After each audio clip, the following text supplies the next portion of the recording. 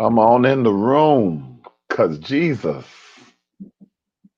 is in the room, in the prayer room. We used to sing that song probably before your time. Come, maybe Mother Moore gets on the line and she will be able to um, uh, give me the words. Come in the room, in the prayer room. Welcome Mhm. on a Thursday evening. You are just glad to be here in the land of the living. Hopefully, your week is going well. You're over the hump. You're between the hump and the beginning of the weekend, Friday. I pray that all is going well with you. I'm excited to be here tonight. Excited to do Destiny Rewind with our preacher. She's not a guest preacher. She is an in-house deacon, preacher, counselor, teacher, educator. She wears many hats, and I'm glad to be with her this evening on Destiny Rewind. So let's welcome Deacon Olivia Wilson. Good evening. Good Good evening. evening, Facebook family. Good evening to everyone. I am so glad to be here this evening with you, Bishop, to rewind and dive into the message that was shared on this past Sunday. Yes, the Holy Ghost preached you really good on Sunday. Uh, Did it? Commentary was that the Holy Ghost went through STVU. You were a Virginia Union STVU preacher, as they said Oh, wow. after you finished preaching. And it is always good when people put a particular. We have an array of preachers in our ministry and how they communicate the gospel. And certainly, you are among the greats of destiny. You are a My. destiny preacher. And I'm just glad. A very powerful word you shared. And I see Brenda Wilson is on the line already. Hi, mommy. Uh, and it was just a great experience and very timely. October is Clergy Appreciation Month, and either September or October, I come out of the pulpit to allow other voices in the community of destiny to speak. And you gave a great presentation of the word um, from Acts chapter 2, Mm-hmm. and I think verse 42, 42. 42. And you preach, neighbor, you got what I need. Yes. Neighbor, you got what I need. I thought it was very timely. One of the things that I instructed you all to do is to unpack a word that you've already proclaimed. So you had proclaimed this word before, but we Mm-hmm. were able to see the timelessness in this word a year later, hearing you minister the same word and how timely it was because the climate of our country at this point is divided. Mm-hmm. And COVID-19 has made us not only divided, but it has made us secluded. So we have been for the last 8 months secluded in our own homes, and workforce has changed. So there's another divide away from co-workers. Many people are now working remote on Zoom to Zoom. And just this year alone suggests another reality that you countered. It Mhm. suggested that we can make it without others, and we can work without others. We can do things on our own. But you proclaimed on Sunday that that's not the reality that God has for us, because we need to be neighborly by acknowledging that our neighbors have what we need. And Yes. you were so crafty and talking about you've been looking everywhere else, and Mm-hmm. what you needed was right under our noses. Why don't you talk about that for a few moments? Just talk about um, how you can just get so busy and Mm-hmm. overwhelmed and forget about the people that are right there that God has Absolutely. strategically placed in your life. That's a great question. I appreciate you wanting to start right there, Bishop. That's so true. We can get so wrapped up in our own worlds, in our own head, and get so busy and overwhelmed with just what we have to do, what's kind of just going on in our own homes, and again, like in our own lives. And we oftentimes know that we need help, or we need support, or that we're looking for something to support us, but we forget, we because we get so wrapped up in our own stuff, and we start thinking about how we need help and support, and so we end up trying to reach out to different, we start researching and looking for different things. And oftentimes I know for me, and maybe I should speak for myself, I know that there are times where I realize I get to a place where I am just overwhelmed, I'm stressed, I have questions, and I'm needing support, and I'm sitting here wondering, like, who can I contact, who can I call, who should I reach out to? And I forget that there's people that are very closely connected to me that has already supported me in many different ways and have provided what I've needed, and those same people are still there. But because of the climate, like you mentioned just a few moments ago, um, that suggests that we become isolated, especially those of us working remotely from home, from our virtual offices and space.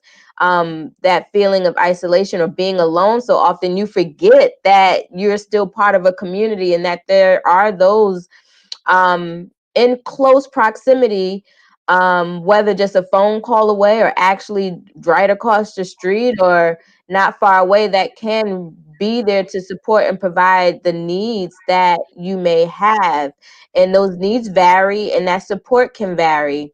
And so those are reminders that I have to give myself often, that what I need is usually the people, what I say, my neighbors, the people in my community, those individuals in my support group who can help me in the areas that I need help in, and I don't have to go searching far or wreck my brain over trying to figure out who I need to reach out to, and research that I have those resources right at my fingertips.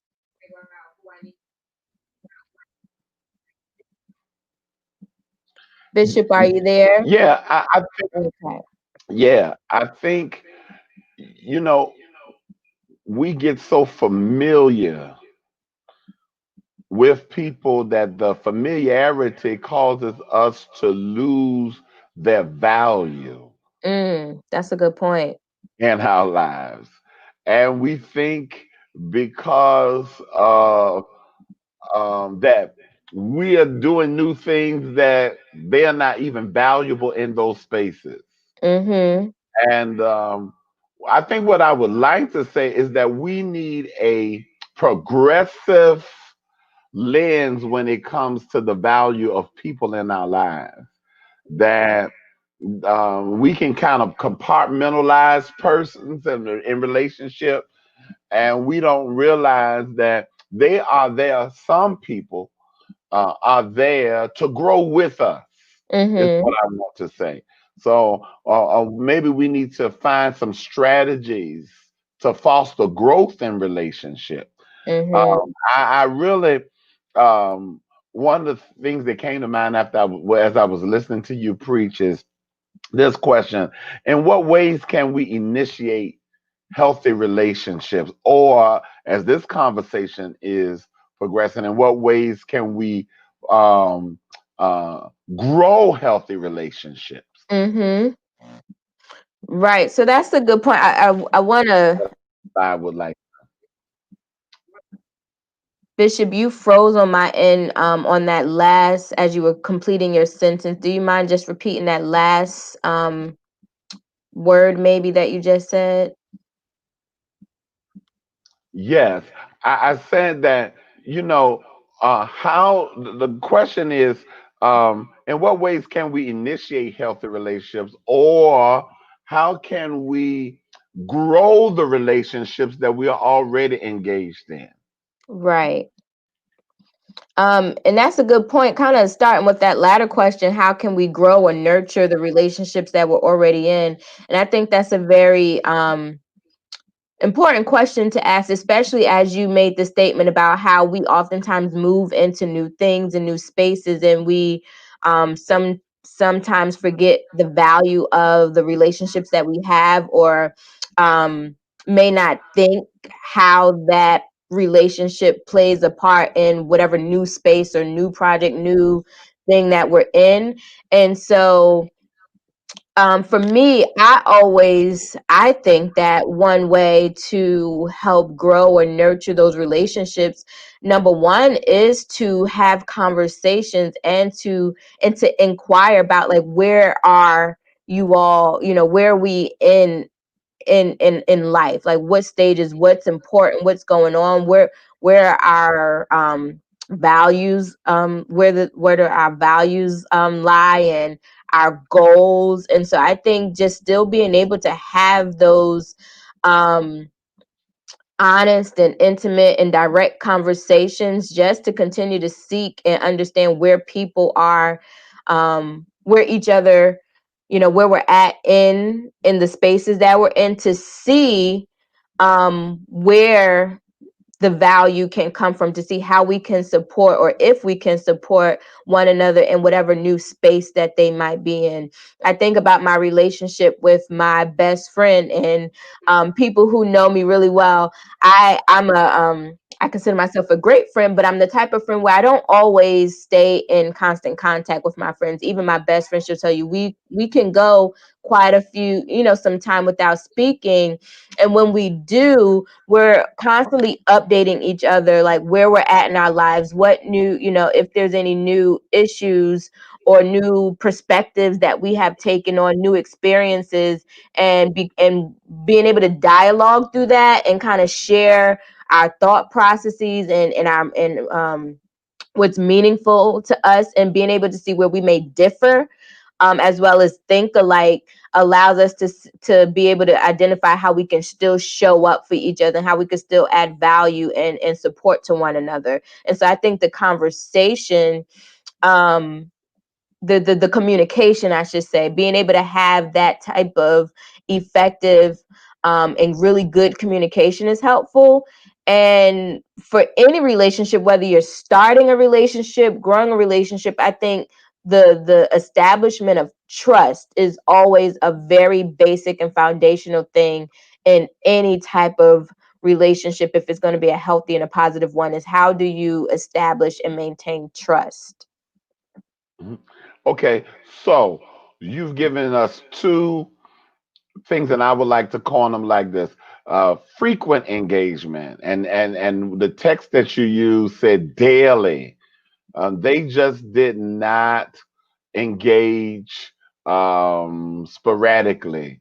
They had a consistent regimen of daily, and that may not be a norm for most of us to daily gather. But what I am hearing you say very emphatically is that the frequency of your engagement is how you build a healthy relationship. If you're not there, or if you do not engage, then you cannot get the benefit from one another if there is some periods of disengagement. So that's one. But then you also are saying that we have to invest in trust building.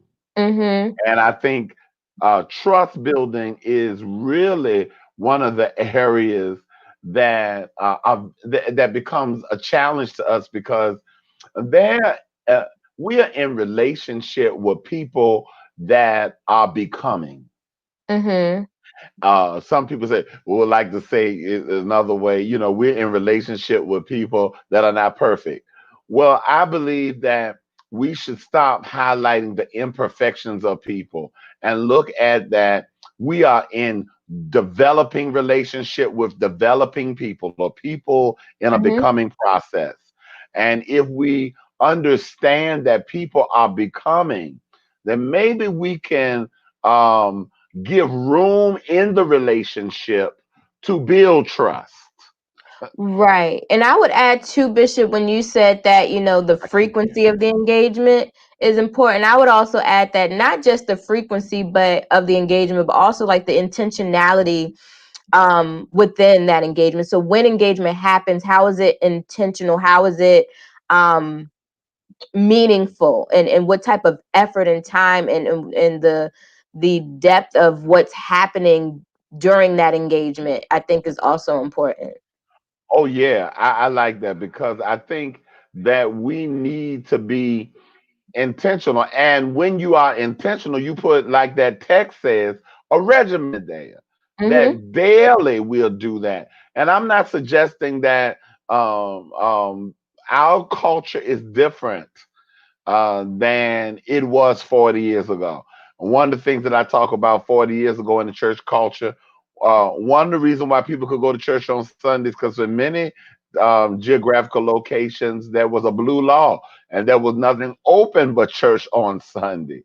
Mm-hmm. We live in a very different times where you are so encumbered with a lot of options. You can be sitting in church or sitting with someone and still not be there. It's like that old R&B song say your body's here with me, but your mind's on the other side of town. But now your mind can be right in your hand. You could be Mm-hmm. Facebooking, Instagramming while you're there. So that word intentionality is a good word. And I thank you for that because intentionality can put us in making ourselves vulnerable. Because Mm-hmm. and I said this, when we become vulnerable, we are not just there. We are showing up with all that we have. We are moving beyond comfort. We are making sure that, look, with all that I am and what all that that's incurring in my life or occurring in my life at this moment, I am still going to be here. So that word intentionality for me is a great modifier Mm-hmm. to this conversation, along with being frequent and building trust. Um, Yes. what are some of the obstacles? You counsel people about their relationships and things of that nature. What are some of the obstacles that you see trending or common in developing healthy relationships? um so a number of things, and I'll kind of start how I began. So the lack of trust um in relationships is challenging, and I think kind of talking about, okay, so how is it challenging to build trust? I think one of the barriers or the challenges to that is, number one, I think they kind of go in tandem, effective communication, not even, not knowing how to be able to communicate or understand um, differences in communication style, um, and, impacts or interrupts the ability to build trust. But another um, challenge to building trust is, especially in new relationships, especially when we're trying to form relationships with people or with groups that we may not have always been too fond of, is biases and assumptions that oftentimes kind of um, um, kind of hinders our ability to build trust. And so being able to become aware that we may have biases and assumptions, and how do we, and being able to address that and tackle that, I think it would be helpful for us to move to a place of, excuse me, I'm so sorry, to establishing trust. And stop me whenever. But I think another challenge is also when we are trying to build relationships and nurture them. Oftentimes, I think another barrier is not knowing how to establish boundaries. And so I think in relationships, they can turn sour or become unhealthy when we don't have the appropriate boundaries in place, in how we manage or handle those relationships. And that's just a few. There's so many others, but those are the top ones that come Well, to my mind. well, those are powerful. That's a powerful few. And this is funny. They say that sneezing is contagious, and I sneeze, and you sneeze, and we're not even in the same space. So it must have, even in virtual space, Mhm. it's contagious. Exactly. But I think communication, and one of the barriers in communication that I am experiencing now, getting what I need from uh, generation, um, the millennials, and even some of the baby boomers. I'm an Xer, and what I have found out in the communication space is that you can have the right words, Hmm. but words mean different things to different people. Correct. And establishing communication that is meaningful or that is understood.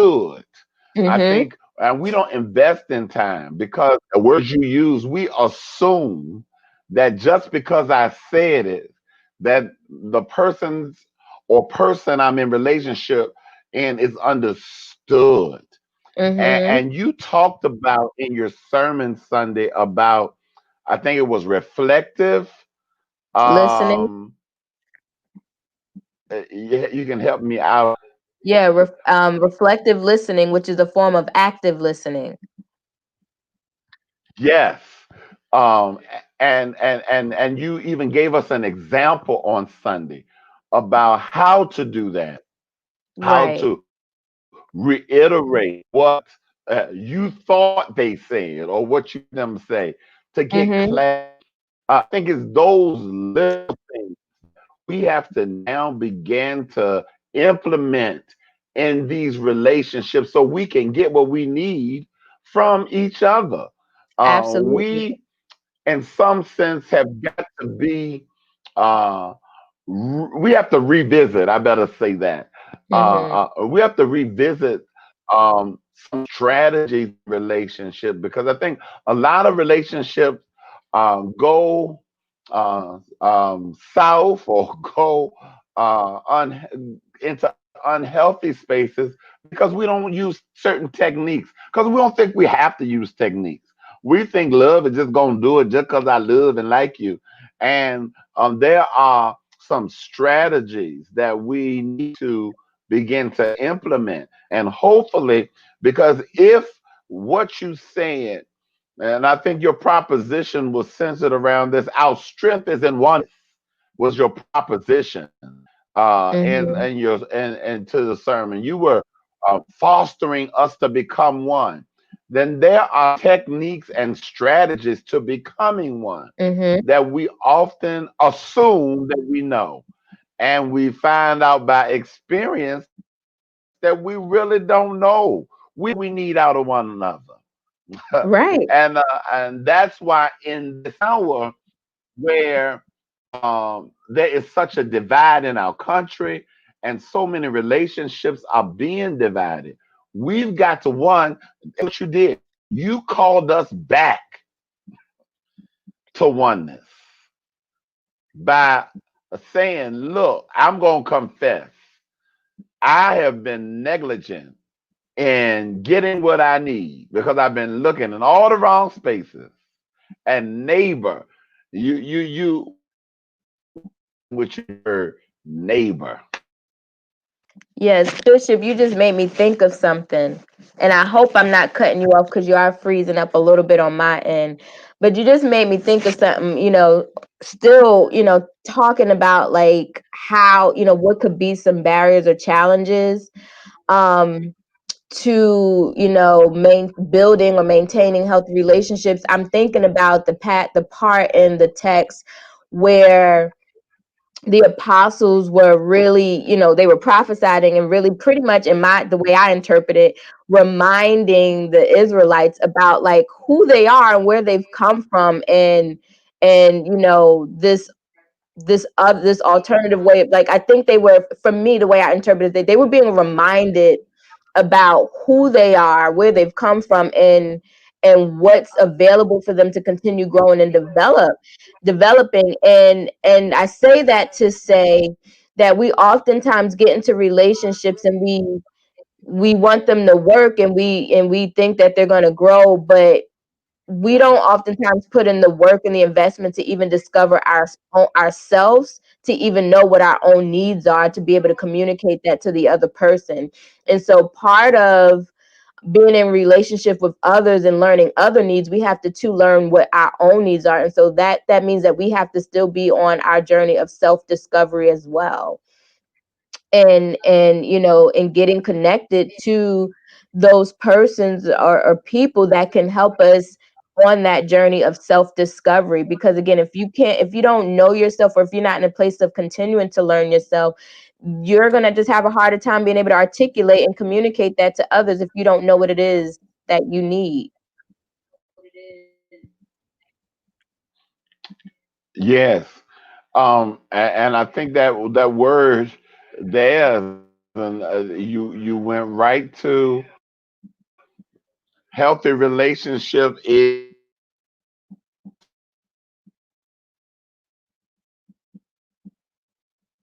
we want.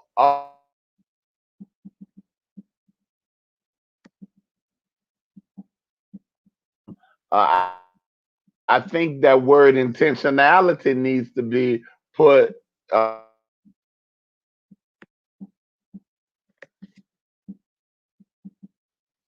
in um, notion of getting what you need and becoming has to be labor. This is not without labor. And I Exactly. think we casually go through life and think things are going to happen. And things will happen if you do nothing. But those are usually the things that you don't want to happen. And Exactly. what I like about your sermon, and already talked, that this is so much we're going to have to unfold in days to come. And we linked it to a message that was preached before you about in that message, Joseph's whole purpose was to save and deliver the posterity of his family, Hmm. which is another relational text. And God is just saying to us now in this season of our lives in the 21st century that if we're going to be prosperous in this decade, that we must begin relationship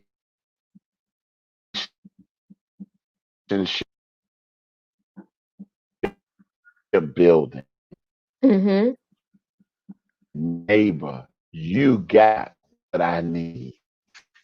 We're on our time. I don't know if there are any comments that I cannot see, um, because I haven't. Okay, that's right. It's good to I'm glad that Brenda Wilson, I'm not going to call her what I usually call her, but Sister Brenda Wilson, uh, it is good to see her on this. And I just believe that greater things are going to come to our community because of this word. And I want to, in some sense, coin this and all of the sermons that are being preached this month as the preamble to this decade for us in ministry. One, we need to be aware that God has another intention besides evil, and that is good.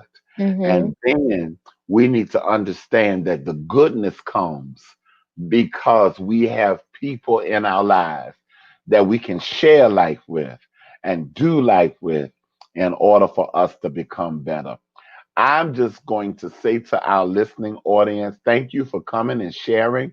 I want to thank Deacon Olivia Wilson for her a word that the Holy Ghost preached in her. I always have to push her. She's a tremendous preacher, but I have to push her. And until next time, she's going to be preaching before the end of this year. So look forward to hearing her. And you heard me say it, and she's going to agree. And I mean it. I mean that you're going to hear more from this voice and the voices in our house in some form or fashion because they are what you need and they are your neighbors. And I'm just glad. I want to just let you know that we are praying for you. And I want to challenge you. You have a few more days to early vote. Go. I know I'm talking to a national audience, and I don't know all 50 states' regulations for early voting, but I want to encourage you, if it's in your area, to go vote. Your voice is necessary in this hour. I don't tell you how to vote, but you need to vote in your local about your local, your state, and that God knows we need change in the White House. So we need you to vote on that level. Make sure and do not write in. I hear some people talking about, and it's such a divide. I want you to look at the count of the candidates that are there and choose, because we don't need any division in this hour. We need to make sure that we are putting persons in office that work for us. And I am trusting that you're going to do that. Also, I want to encourage you to be a blessing to this ministry. Any a gift is acceptable because, neighbor, you got what we need. In order Mm-hmm. to do ministry, it takes resources, and you are resourceful. And we want to encourage you to be a blessing. There is no gift that is too great or too small, but every gift is going to be used that we can continue to flow in this ministry at Destiny Community Church. It has already been posted on the screen, so we want you to govern yourselves accordingly. We look forward to Sunday at 2 o'clock. We have a tremendous voice, young voice, Minister Hassan Washington, and he will be bringing forth the word of the Lord. He's also going to be hosting a virtual conference for young people. I believe it's starting tomorrow evening and Saturday. You can look him up, Hassan Washington, Hassan Washington, and be a part of that virtual youth explosion that he is hosting. We just have some great things in store Absolutely. for you. Sunday, we will also have our Timothy Halton and Renew will be our um, musical guest on Sunday. And we look forward to engaging you and being enlightened with you and empowered with you that we will be a people that God is pleased with in the 21st century. Love you, and until next time. Thank you, Deacon. Thank you, Bishop. Love you all. Good night.